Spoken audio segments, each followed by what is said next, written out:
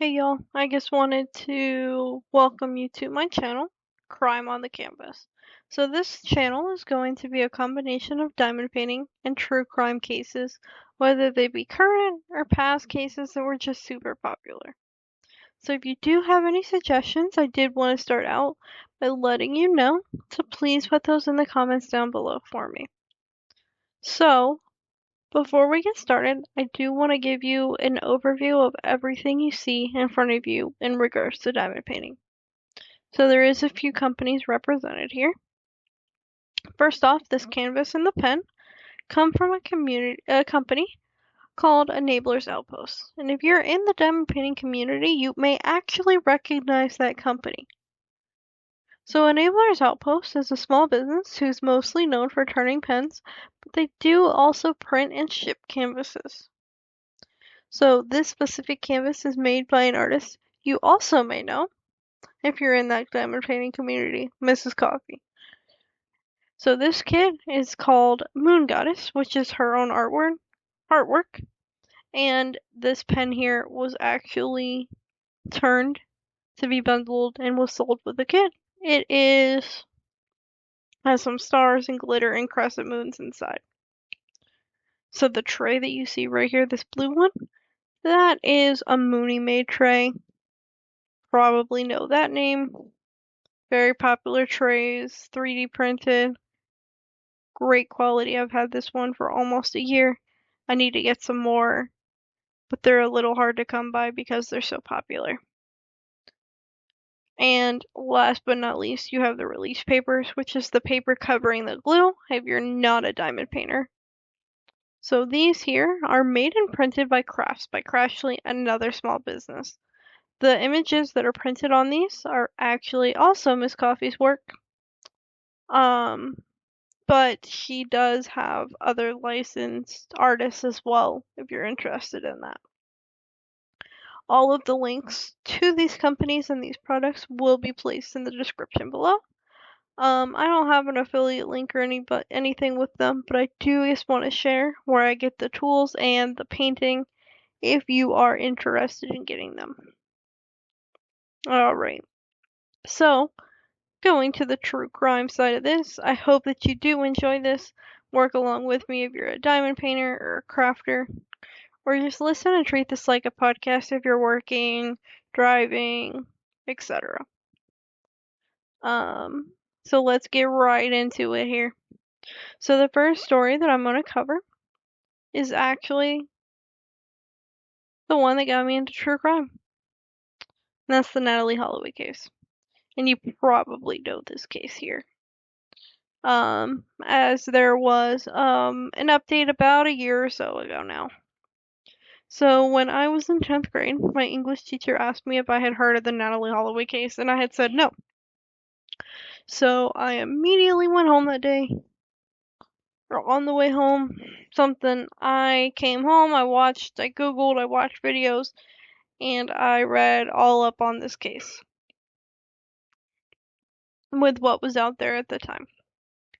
So Natalee was born on October 21st, 1986, to Dave and Elizabeth Beth Holloway in Memphis, Tennessee. Her parents divorced in 1993, where her and her brother Matthew were raised by their mother in Clinton, Mississippi. So in 2000, Beth remarried to George, who was known as Jug Twitty, who was a businessman in Mountain Brook, Alabama, so they moved there. Natalee graduated in May 2005 from Mountain Brook High with honors. She was a member of the National Honor Society and part of the dance squad, as well as some other extracurriculars. And she even had a full scholarship to University of Alabama, where she was going to study pre-med. So, going into her disappearance. So, on Thursday, May 26, 2005, Natalee and 124 other graduates of Mountain Brook High School arrived in Aruba for a 5-day unofficial graduation trip. And these teenagers were accompanied by 7 other chaperones. So, according to teacher and chaperone Bob Plummer, The chaperones met with the students each day to make sure everything was fine. Jody Behrman, who organized the trip, stated in quote, "The chaperones were not supposed to keep up with their every move," unquote. A Reuben police commissioner, Gerald Dompick, stated that the Mountain Brook students engaged in wild partying. This is a quote. "Wild partying, a lot of drinking, lots of broom switching every night. We know the Holiday Inn told them they weren't welcome next year. Natalee, we know. She drank all day every day. We have statements she started every morning with cocktails, so much drinking that Natalee didn't show up for breakfast 2 mornings," unquote. Two of Natalee's classmates, Liz Kane and Claire Fireman, agreed that the drinking on the trip was, quote, "kind of excessive," unquote. Natalee was last seen by her classmates on May 30th around 1 a.m. after she was leaving the Aranjestad bar and nightclub, Carlos and Charlie's. That is the capital of Aruba, by the way. And she left in a car with 17-year-old Jeroen Vandersloot, who was a Dutch honors student who was living in Aruba and attending the International School of Aruba. And his two friends, who were brothers, 21-year-old Deepak Kalpoe, who was the owner of the car, and 18-year-old Satish Kalpoe. Natalee was scheduled to fly home later that day, but she never appeared for her return flight at the airport. When they searched her room, her luggage was packed and her passport were found in the room. No signs of distress or anything there. So Aruban authorities immediately initiated some searches for Natalee throughout the island and the surrounding waters, but didn't find her. So immediately following Natalee's misflight, her mother and her stepfather flew with some friends to Aruba by private jet. Within 4 hours of landing on the island, the Twitties presented Aruban police with the name and address of Vandersloot, who was the person with whom Natalee left the nightclub. Beth stated that Vandersloot's full name was given to her by the night manager at the Holiday Inn, who supposedly recognized him on a videotape. The Twitties and their friends went to the Vandersloot residence with 2 Aruban policemen to look for Natalee. And Vandersloot initially denied knowing Holloway's name, but then told a story corroborated by Deepak Kalpoe, who was conveniently present in the house. Vandersloot stated that they drove Natalee to see the California lighthouse area of Arashi Beach because she wanted to see sharks. And they later ended up dropping her off at the hotel around 2 a.m.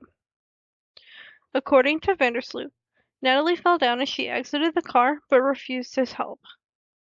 He stated that as he and Deepak were driving away, Holloway was approached by a dark man in a black shirt, similar to those worn by security guards. So the search and rescue efforts immediately began for Natalee. Hundreds of volunteers from Aruba and the U.S. did join together in the effort. For the first couple days of the search, the Aruban government gave thousands of civil servants the day off to participate in the rescue effort. 50 Dutch Marines did the extensive search of the shoreline, and Aruban banks actually raised $20,000 and provided other support to aid these volunteer search teams. Beth was given a place to stay, which was initially at the Holiday Inn, and she actually coincidentally stayed in the same room her daughter had occupied. And then she moved later to the presidential suite at the Wyndham Hotel nearby. So, reports indicated that Natalee did not appear on any of the nighttime security footage of the Holiday Inn lobby. However, Beth has made varying statements as to whether these cameras were actually operational that night. So if you go back to a statement made in 2006 on April 19th by Beth, she said that the video cameras at the hotel were not functioning the night that Natalee had vanished. However, she has made other statements, indicating they were working, and even said so in her book that she wrote. Police Commissioner Jan van der Schuiten, the initial head of the investigation until he retired, said that Natalee did not have to go to the lobby to return to her room, so she might not have been on security cameras anyway, if they were functional, which is not confirmed either way. So when they did the search for the physical evidence, it was extensive, of course, and subject to occasional false leads. For example, a possible blood sample was taken from Deepak's car, tested, and determined to not be blood. So, American law enforcement cooperated substantially with the Reuben authorities from the early days of the investigation. United States Secretary of State Condoleezza Rice stated to reporters that the United States was in constant contact with the Reuben authorities. Another State Department official indicated, and quote, substantial resources are being applied to this as they, being the Aruba officials, continue to ask for more. Alright, so here's where the story turns a little bit. 2005, and the arrest of multiple suspects here. Alright, so on June 5th, the Reuben police detained Nick John and Abraham Jones, who were former security guards from the nearby Allegro Hotel, which at the time was closed for renovation, on suspicion of unaliving and kidnapping. Authorities have never disclosed the reason for their arrest, but according to the news outlets, statements made by Vandersloot and the Holloway brothers may have been a factor in their arrest. Reports also indicated that the two former guards were known for cruising hotels to pick up women, and at least one of them had a prior incident with law enforcement. John and Jones were released on June 13th without being charged. On June 9th, Vandersloot and the Holloway brothers were arrested on suspicion of kidnapping and unaliving of Natalee. Reuben law allows for investigators to make an arrest based on a serious suspicion, but in order for them to continue holding the suspect in custody, an increasing evidential burden must be met at periodic reviews. So, according to Dumpy, the focus of the investigation centered on these three suspects, being Vandersloot and the Holloway brothers, from the get-go. He said that the close observation of these men began 3 days after Natalee was reported missing, and it included surveillance, wiretaps, and even monitoring their emails. So he indicated that pressure from Natalee's family caused police to prematurely stop this surveillance, detain the three suspects. Which I get, but if possibly they would have let them continue the surveillance, maybe the events wouldn't unfolded like they did, which we'll talk about here in just a little bit. So, as this investigation continued, David Cruz, who is the spokesperson for the Aruba Minister of Justice, falsely indicated on June 11th that Natalee was deceased and that authorities knew of the location of her remains. Cruz later did retract the statement, saying he was a victim of a, quote, misinformation campaign. Also that same day, June 11th, Don Pig had alleged to the Associated Press that one of the detained young men admitted, quote, something bad happened, unquote, to Natalee after the suspect took her to the beach, and that the suspect was leading police to the scene.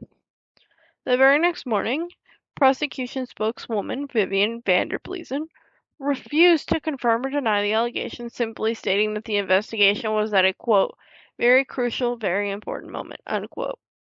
On June 17th, a sixth person later identified as disc jockey Steve Gregory Crouse was also arrested.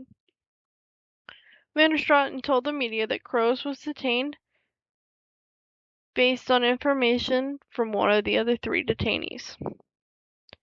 June 22nd, Aruban police also detained Vandersloot's dad, Paulus Vandersloot, for questioning. He was arrested that same day, and then both Paulus and Crows were ordered to be released on June 26th.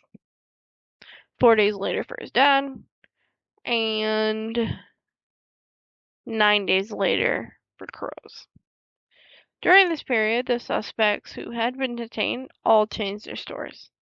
All three of them indicated that Vandersloot and Natalee were dropped off at the beach near the Marriott Hotel, and Vandersloot stated that he did not harm Natalee in any way, but left her on the beach. According to Satish's attorney, David Koch, Vandersloot called Deepak to tell the latter that he was walking home and sent him a text message 40 minutes later. At some time during the interrogation, Vandersloot detailed a third account that he was dropped off at home and Natalee was driven off by the Holloway brothers. And Dompick came in and basically said, no, that's not the case, and he said, quote, "The latest story came about when Vandersloot saw that the other guys, the Cowboys, were kind of finger pointing in his direction, and wanted to screw them also by saying he was dropped off. But that story doesn't check out at all. He just wanted to screw Deepak. They had great arguments about this in front of the judge because their stories didn't match. We believe the second story, that they were dropped off at the Marriott, by the Marriott," unquote. Following hearings before the judge, the Cowboy brothers were released on July 4th, but Vandersloot was detained for another 60 days. Alright, and on that same day, when the Holloway brothers did get released, the Royal Netherlands Air Force deployed 3 F-16s that had infrared sensors to aid in the search, but these results also came up empty. In March 2006, it was reported that satellite photos were being compared with photographs taken more recently, presumably these ones from these same F-16 jets, in an attempt to find any unexpected shifts of ground that might be where Natalee's remains would be. Makes sense. Great idea. Fortunately, they didn't find anything there either. So after a local gardener came forward with information, a small pond near the Aruba Racket Club close to the Marriott Hotel beach was partly drained between July 27th and July 30th, 2005. According to Jug Twitty, stepdad, Gardner claimed to have seen Vandersloot attempting to hide his face as he drove into the racket club with the Holloway brothers on the very early morning of May 30th between 2:30 and 3 a.m. Nancy Grace, pretty sure everybody knows who that is, described the Gardner as, quote, "the man whose testimony cracks the wide case open," unquote. Another person, the jogger, claimed to have seen men burying a blonde-haired woman in a landfill during the afternoon of May 30th. Police had searched the landfill in the days following Natalee's disappearance. And after these statements, it was searched another 3 times. The FBI even used cadaver dogs to assist in this recovery operation. Fortunately, they didn't find anything there either. So, Natalee's family had initially offered $175,000, and donors raised another $50,000 for her return.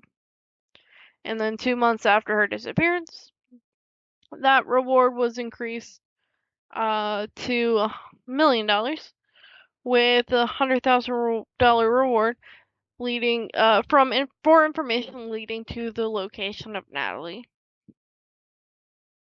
In August 2005, that went from $100,000 to $250,000. The FBI had announced that Aruban authorities had provided its agency with documents, suspects, and reviews and other evidence.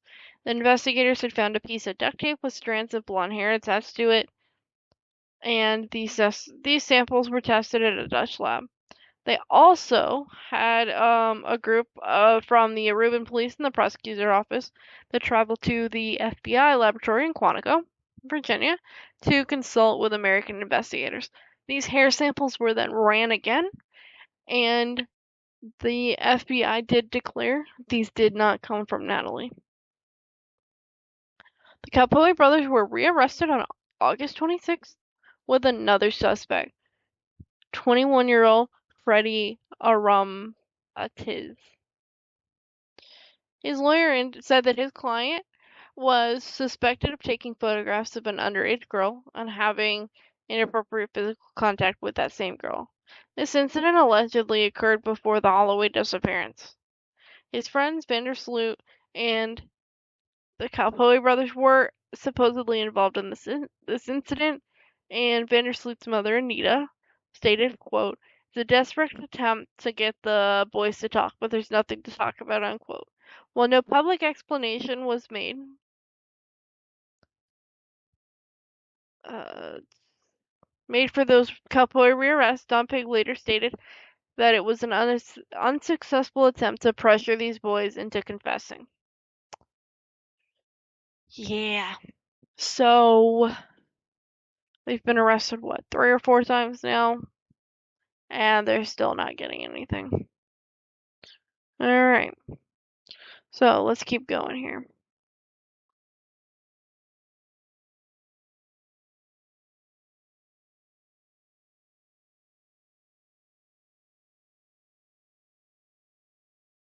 On September 3rd, the 4 detained suspects were released by a judge despite the attempts of the prosecution to keep them in custody. The suspects were released on the condition that they remain available to police. On September 14th, all restrictions on them were then removed by the Combined Appeals Court of the Netherlands, Antilles, and Aruba. In the months following his release, Vandersloot gave several interviews that explained his version of the events. The most notable interview was broadcast on Fox News over 3 nights in March of 2006.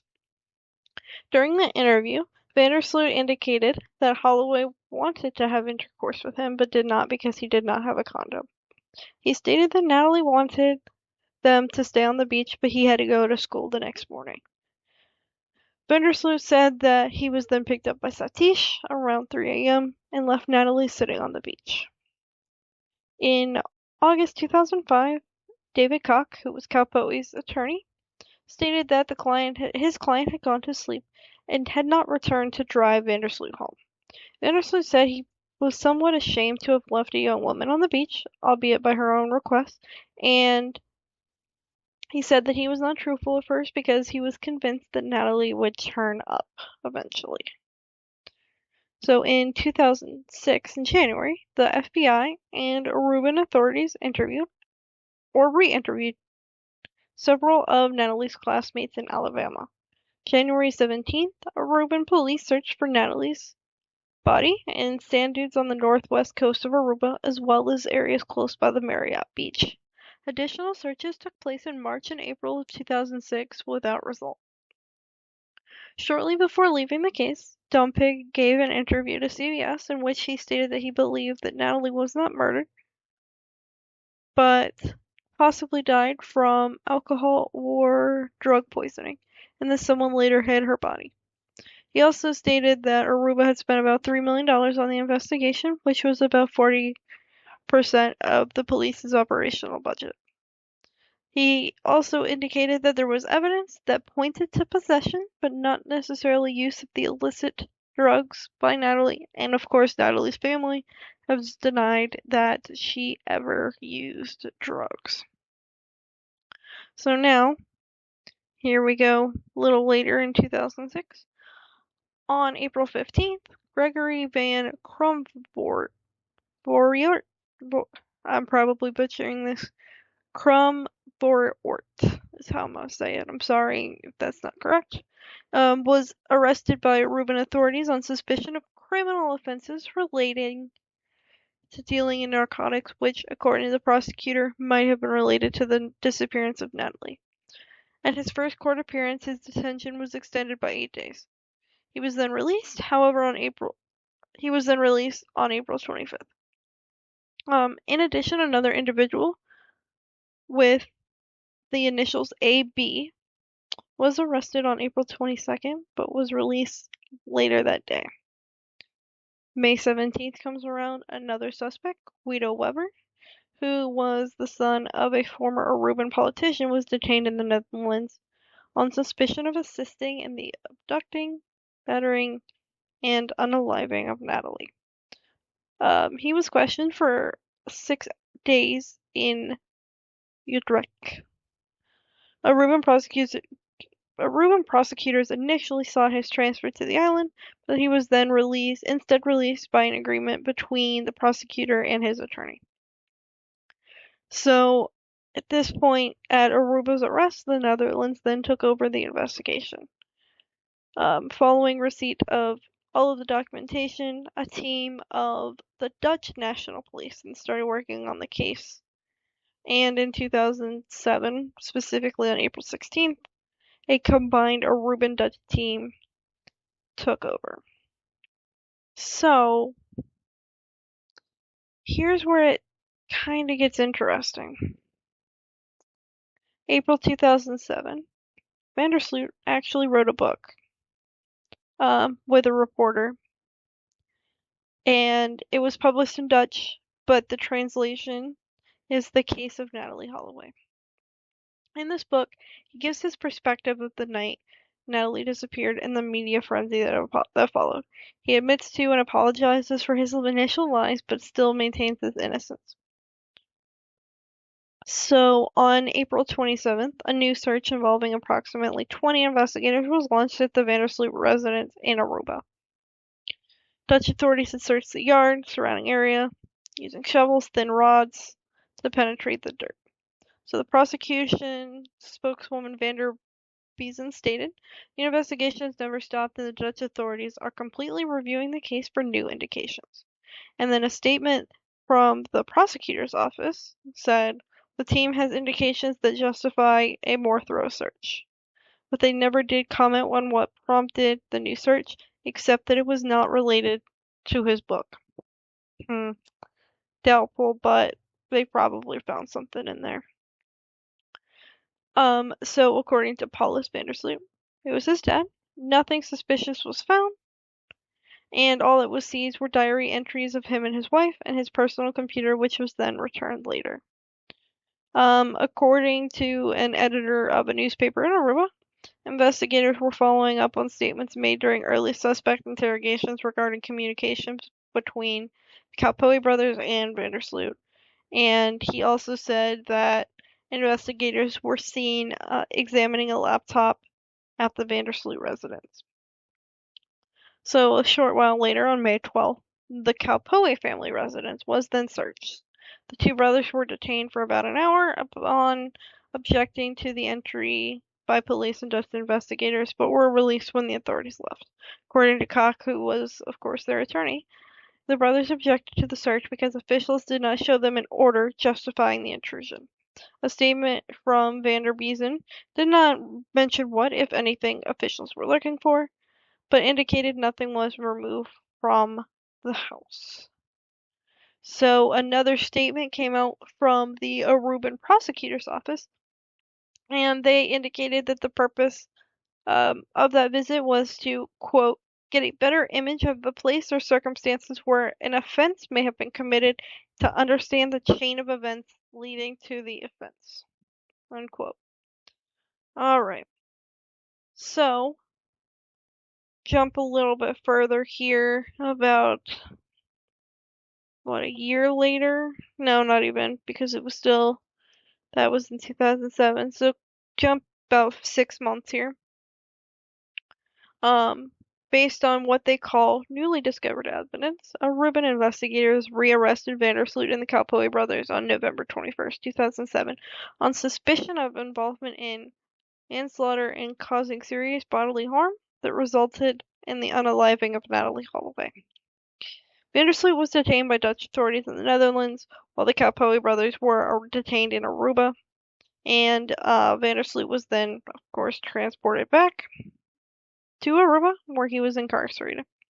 So soon after this, Dave Holloway, her dad, announced a new search for his daughter that probed the sea beyond the original 330 feet or 100 meters depths in which the earlier searches had taken place. They used a vessel called the Persistence, and this was later abandoned at the end of February 2008 due to lack of funds because nothing significant was found. So later, a little bit later here on November 30th, about a week later, a judge ordered the release of the Holloway brothers despite attempts by the prosecution to extend their detention. Of course, the brothers were released on the following day. Prosecution appealed the release, which was denied on December 5th, with the court writing, quote, "Notwithstanding expensive and lengthy investigations on her disappearance and on people who could be involved, the file against the suspect does not contain direct indications that Natalee passed away due to a violent crime," unquote. This goes back to the Aruban law, where they have to keep proving that after these reviews, there's more and more evidence found to charge them with this crime. So, Vandersloot was also released a little while later on December 7th due to a lack of evidence implicating him, as well as a lack of evidence that Natalee died as a result of a violent crime. Prosecution indicated they would not appeal that one. So, on December 18th, prosecutor Hans Moss officially declared the case closed and that no charges would be filed due to lack of evidence. Prosecution indicated a continuing interest in Vandersloot and the Holloway brothers, though they legally ceased to be suspects, and alleged that one of the three in a chat room message had stated that Natalee was dead. This was hotly contested by Deepak Holloway's attorney, who stated that the prosecution, in translating from Appiamento to Dutch, had misconstrued a reference to a teacher who had drowned as one to Natalee. So attorney Ronald Wicks also stated, unless the prosecutor finds a body in the bathroom of one of these kids, there's no way in hell they can arrest them anymore, unquote. So this also gets interesting here. So jump to 2008 now, just to kind of give you an update of where we're at. On January 31st, a Dutch crime reporter claimed that he had solved the Natalee Holloway case. They stated that he would tell all in a special program on Dutch TV on February 3rd. So on February 1st, the Dutch media reported that Vandersloot made a confession regarding Natalee's disappearance. Later that day, Vandersloot stated that he was telling the individual what he wanted to hear and denied any involvement in her disappearance.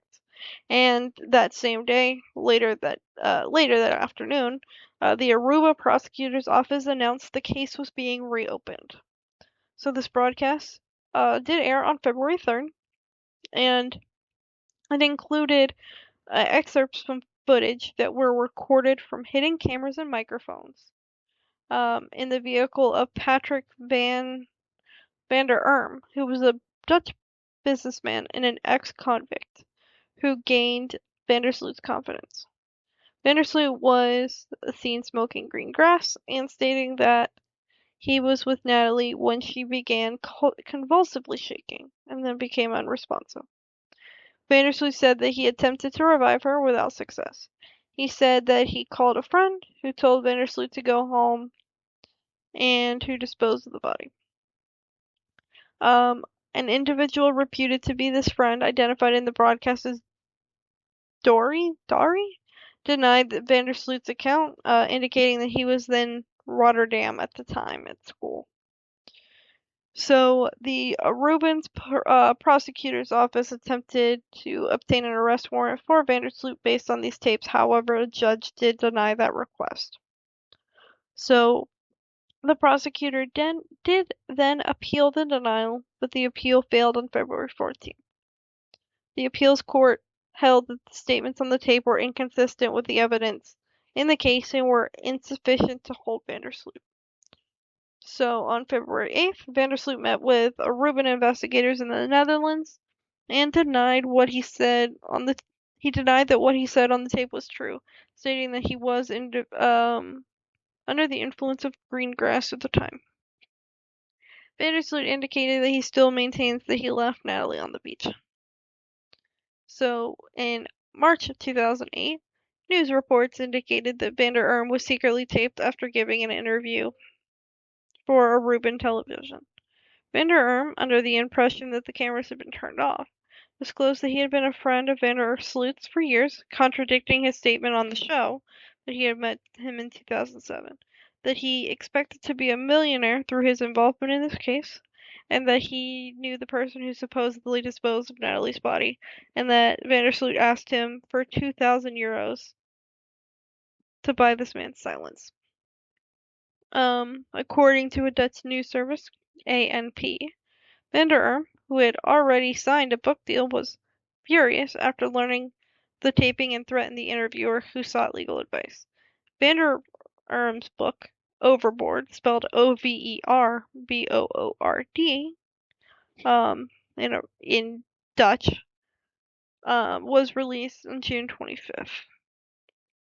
So Vander Erm was later arrested on December 13th in the Netherlands for allegedly hitting his girlfriend with a crowbar and engaging in risky driving behavior while fleeing police. Sounds like an all-around kind of guy in my opinion, but what do I know? A little bit later, this broadcast was talked about in a seminar by a legal psychologist who said that the statements did not constitute a confession, and he criticized the broadcaster for even broadcasting the material, stating the broadcast made it harder to obtain a conviction, and had he turned this over to authorities, they would have held all trumps in questioning Vandersloot. This psychologist also said that not only was the case not solved, it was not even clear a crime had been committed at this point. So, going to November 24th, Fox News also aired an interview with Vandersloot in which he alleged that he had sold Natalee into sexual slavery, receiving money both when Natalee was taken and later on to keep quiet. Vandersloot also alleged that his father paid off two police officers who had learned that Natalee was taken to Venezuela. He then retracted these statements made in the interview. Fox News also aired part of an audio recording provided by Vandersloot, which he alleged is a phone conversation between him and his father, in which the father displays knowledge of his son's purported involvement in human trafficking. According to Moss, this voice heard on the recording is not that of Paul Vandersloot.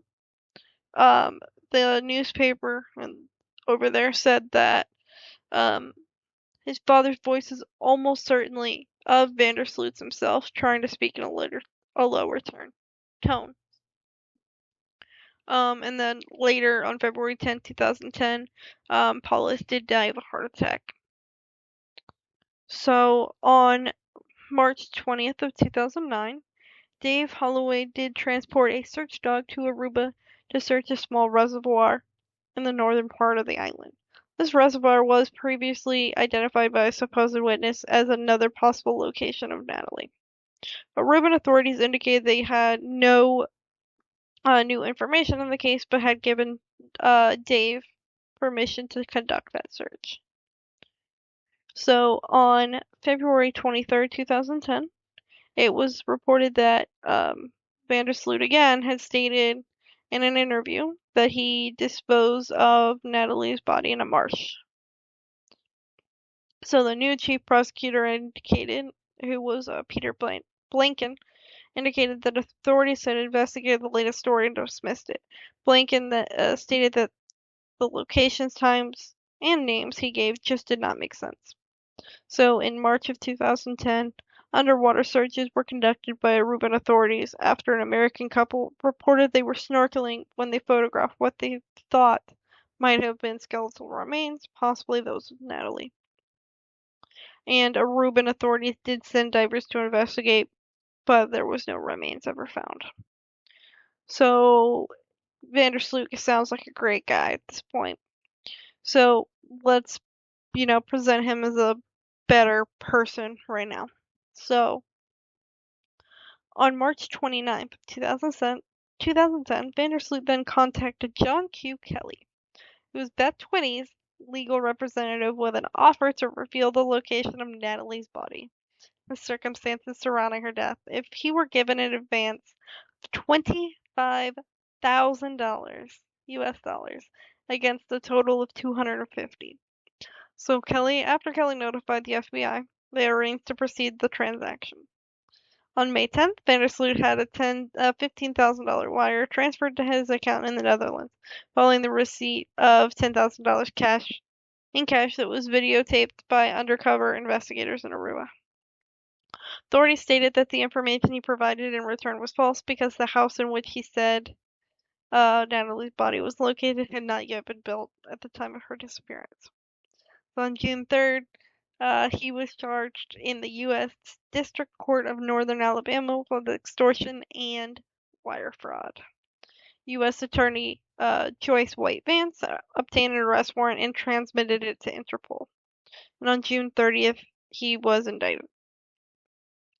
So, at the request of the U.S. Justice Department, authorities conducted a June 4th raid and confiscated items from 2 homes in the Netherlands. One of the homes belonged to a reporter who had previously interviewed Vandersloot and claimed knowledge of his criminal activities.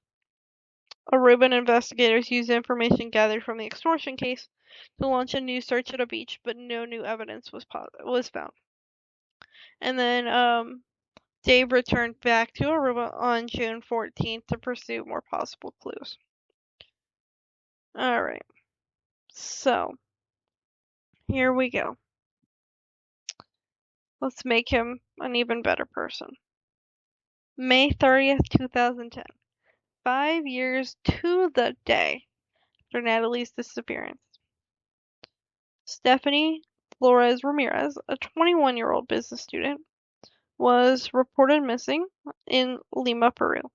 She was found 3 days later in a hotel room registered in Vandersloot's name. On June 3rd, he was arrested in Chile on a murder charge and extradited to Peru the next day. On June 7th, Peruvian authorities said that Vandersloot confessed to killing her after he lost his temper because she accessed his laptop without permission and found information linking him to Natalee. Police Chief Cesar Guardia related that Vandersloot told Peruvian police that he knew where Natalee's body was and offered to help Aruban authorities find it. However, Guardia stated that the interrogation was limited to their case in Peru and that questions about Natalee's disappearance were avoided. Maybe if they just, let him go and question this on this, things would be done earlier, but whatever. Again, I'm just here. What do I know? On June 11th, Vandersloot was then charged in Lima Superior Court with first-degree murder and robbery. On June 15th, Aruban and Peruvian authorities announced an agreement to cooperate and allow investigators from Aruba to interview Vandersloot at the Miguel Castro prison in Peru. In a September 2010 interview from prison, he reportedly admitted to the extortion plot, stating, quote, "I wanted to get back at Natalee's family. Her parents have been making my life tough for 5 years." Unquote. On January 11, 2012, Vandersloot pleaded guilty to murdering Flores and was sentenced to 28 years in prison. Alright, so, in June 2011, 6 years after Natalee's disappearance, her dad did file a petition with the Alabama courts to have his daughter legally declared dead. Papers were served on his ex-wife, Beth, who announced her intention to oppose the petition. A hearing was then held on September 23rd of 2011, at which time probate judge Alan King ruled that Dave Holloway had met the requirements for a legal presumption of death. And on January 12th of 2012, a second hearing was held, after which Judge King signed the order declaring Natalee to be deceased. Alright, so we're going to jump back just a little bit, but alright, so let's talk about a possible finding of a body here. So on November 12th, 2010, tourists found a jawbone on an Aruban beach near the Phoenix Hotel and Bubali Swamp. Preliminary examination by forensic evidence determined that the bone was from a young woman. A part of the bone was sent to The Hague for testing by the Netherlands Forensics Institute. So on November 23rd, Aruba Solicitor General Taco Stein announced that based on dental records, the jawbone was that not of Natalee, and it wasn't even possible to determine whether it came from a man or a woman. So here's something that I watched, and I don't know how I feel about it. So in 2016, Dave Holloway had hired a private investigator, TJ Ward, to once more go through all the evidence and information related to the disappearance of his daughter. This led to an informant, Gabriel, who claimed to have been a roommate of one of Vandersloot's closest friends, an American, John Ludwig, in 2005. Gabriel claimed that Ludwig was told what happened to Natalee.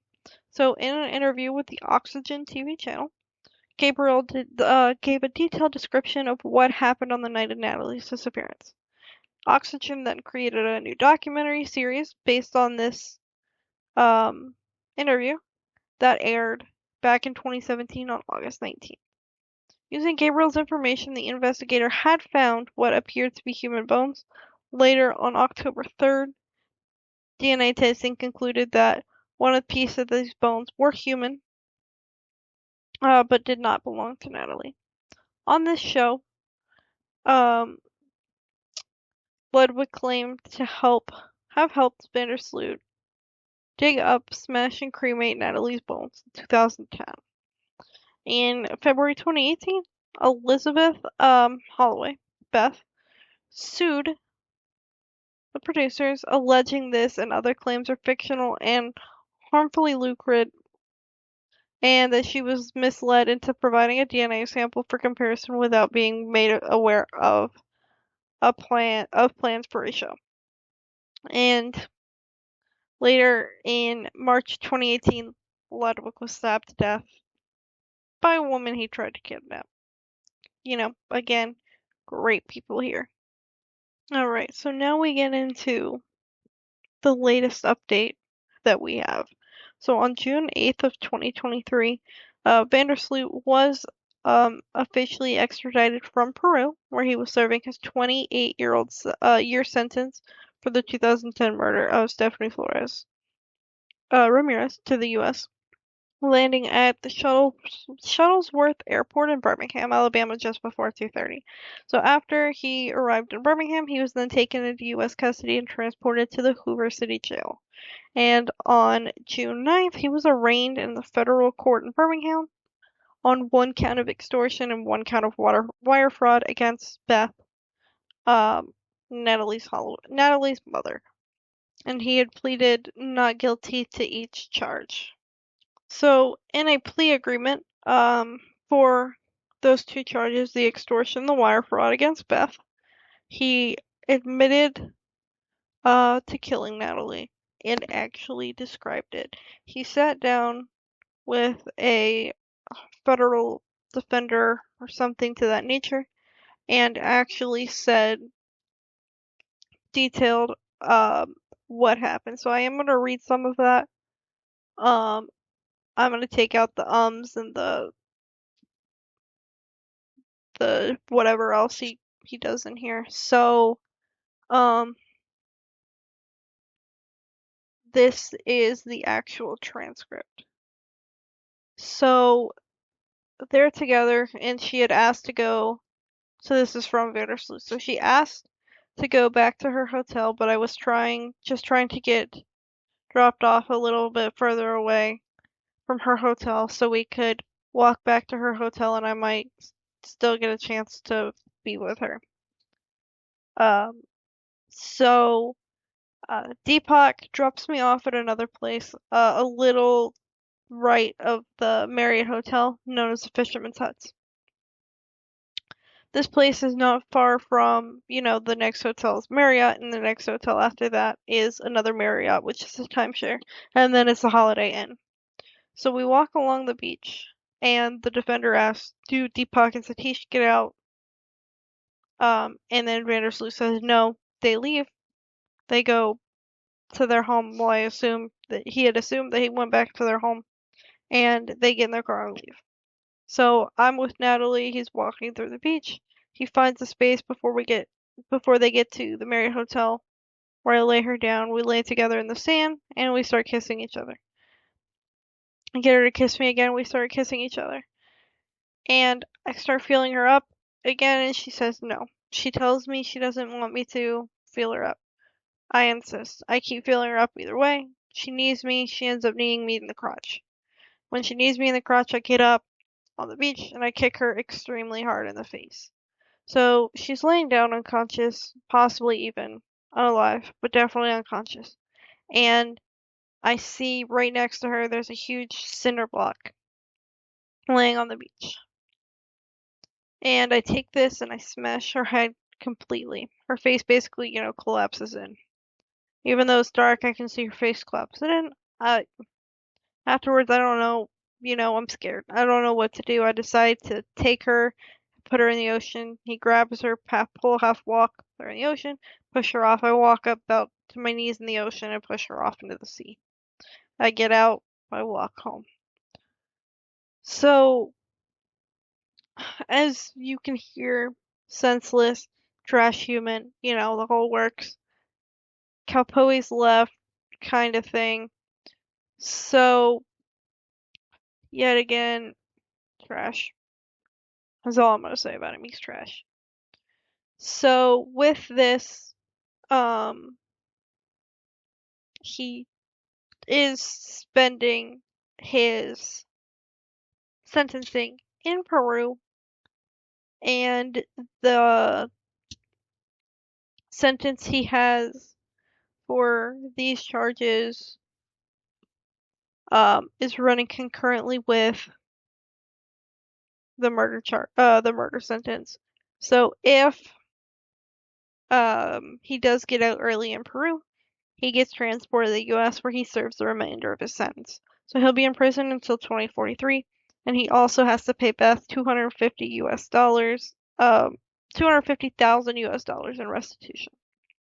So there actually is quotes from her mom and dad that were said and read at the sentencing hearing and some interviews that did come out later. So starting with Beth said, quote, "The never-ending nightmare is over, and to me that's better than closure." So, and then unquote. So, and then in a interview with the Associated Press, they finally got the answer she was waiting for after all these years. So, it's just blistering to your soul and it hurts so deeply, but you know that you're there in a functionality role because this is the moment where I've been searching for 18 years. Even as hard as it's to hear, it's still not as torturous as the not knowing. It was time for me to know. That's her. She fought like hell. I think she fought like hell with her killer. And then Dave, her dad, called Vandersloot an evil personified in the statement issued after the sentencing hearing. He said that after witnessing the confession, he believes Vandersloot worked alone in killing his daughter, but he suspects others may have helped dispose the body or covered up the crime. Natalee's body was never found during the legacy searches. He said, quote, while it may not be in a court of law, I believe their judgment is still to come. We are living every parent's nightmare, today and every day. Please hug your children in honor and loving memory of our daughter, Natalee Ann Holloway. So, at the hearing, Beth had said to Vandersloot, "You're a killer. I want you to remember that every time the jail door slams." He then said, quote, "I would like the chance to apologize to the Holloway family, to my own family. I am no longer the person I was back then." Yeah. That's what all of them say. But whatever. Mark White, who was the attorney for Dave, said that he understands from law enforcement authorities that Vandersloot cannot be prosecuted in Aruba even with his confession because the statute of limitations has expired. The Aruba's prosecutor's office said it was not immediately clear whether Vandersloot could still face murder charges on the island. An investigation into Natalee Holloway's disappearance is still open, and they will follow up on any serious leads. So, y'all, that's it.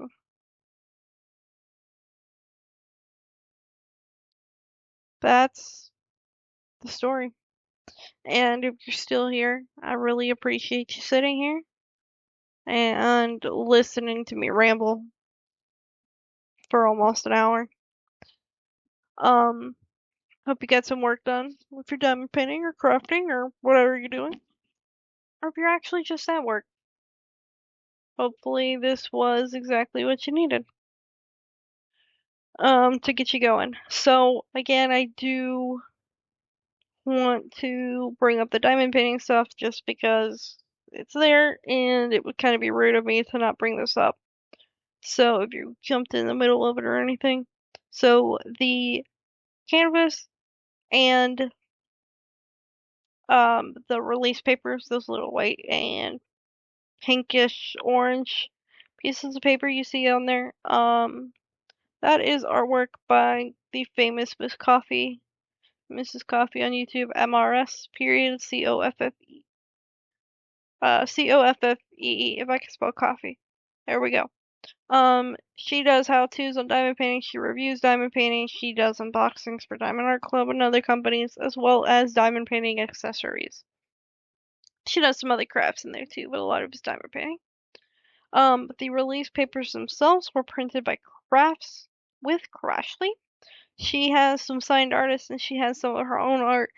Awesome little designs, very affordable, great quality. Those are reusable. That tray that you see, the blue one, it's printed by Mooney Made, MUNIMADE. 3D printed, great quality. I've had this one for probably a year, maybe a little longer. I love that thing. I need to get another one just so I have some. And the kit itself and the pen, that came from Enabler's Outpost. Enabler's Outpost is a small business, and they turn those pens, actually by hand. So you have Edward who turns those pens, Elizabeth, that are working to get those out. And super great quality. This pen here did come bundled with this kit. Has stars and crescents and moons in there. Super pretty, great quality as well. But like I said, y'all, in the beginning, if you do have any case suggestions, things you want to hear, things you want to learn more about, please let me know in the comments. And if you do like it here, there's more videos coming. I'll probably be working on this kit. Go ahead, leave those in the comments below.